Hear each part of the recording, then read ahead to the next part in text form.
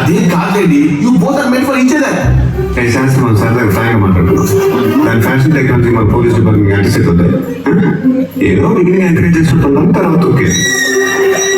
ఇప్పుడు అలా అంటారు కానీ పెళ్ళాకి మీరు దగ్గర తీసుకెళ్ళి చూడండి. ఏంటి తీసుకెళ్ళేది? కాళ్ళు కొట్టి ఇంట్లో కూర్చోబెడతాను. అసలు ఇలాంటి ఎంకరేజ్ చేస్తున్నది వాళ్ళ అమ్మ బాబులు అన్నాను. వాళ్ళ అమ్మంటే గుర్తొచ్చింది శాస్త్రి గారు. ఆ ఎవరి ఇంగ్లీష్ భరించడం బాబు మోడల్స్ చూసి మీరే వేసుకోవచ్చు కదంటే మనకెందుకు సిగ్గుపడితే అంటే నిజంగా వేసేద్దామని. ఇప్పుడు అవన్నీ ఎందుకండి, వింటే ఫీల్ అవుతారు. వింటే కదా శాస్త్రి ఫీల్ అయ్యేది. వింటున్నారండి ఎక్కడ? అక్కడ.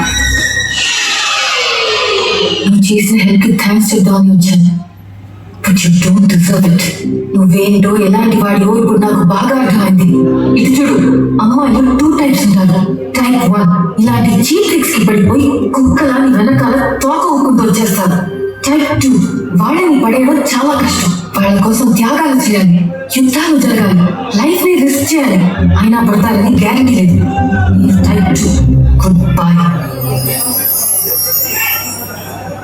ఇది ఎప్పుడు వచ్చిందండి? మీరు అమ్మాయిలు పడేయడం చాలా ఈజీ అయినప్పుడే వచ్చారండి. చెప్పచ్చు కదా. ఆ అమ్మాయి చూస్తుంటే ఎలా చెప్పమంటారండి?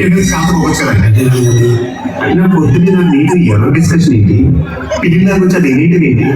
ఇంత యుద్ధాల ఇది పెద్ద జోదాత్మకం మరి. అప్పటికి మనసు కాంప్రమైజ్ చేస్తే పైగా టైప్ 2 అని చూడండి. చివరికి టైప్ 2 దొరుకుతాడు దీనికి. ఇది కాకపోతే ఇంకోటి టెక్నిక్ గోకాల్సిన టైంలో గోకి ఇప్పుడు గోకుతాడు. మళ్ళీ వచ్చారండి.